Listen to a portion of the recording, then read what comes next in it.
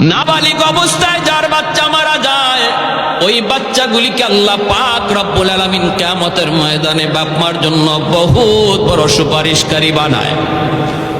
বাচ্চাগুলি আল্লাহর কাছে ডাক দেয়া কয়, মালিক, ও মালিক, তুমি আমারে দুনিয়াতে পাঠাইছো, পাঠানোর সময় আমার মা কত কষ্ট করছে, জান বের হয়ে যায় অবস্থা। এরপরে আমি দুনিয়াতে আসলাম, এত কষ্ট আমি মাকে দিলাম, কিন্তু মার কোনো খেদমত আমি করতে পারলাম না, আমার মা ঋণ আমি শোধ করতে পারলাম না। আল্লাহ, আজ যদি তুমি আমাকে জান্নাতে দিতে চাও, আমার মা বাবা সারা জান্নাতে যাইবো না, হয় আমারে বাপ মার সাথে জাহান্নামে দিয়ে দাও, হয় আমাকে আমার বাপ মার সাথে জাহান্নামে দিয়ে দাও। রব্বুল আলামিন তখন বলে, বান্দারে, আমি আল্লাহর আদত হচ্ছে জাহান্নামীকে জান্নাতে দেওয়া, কিন্তু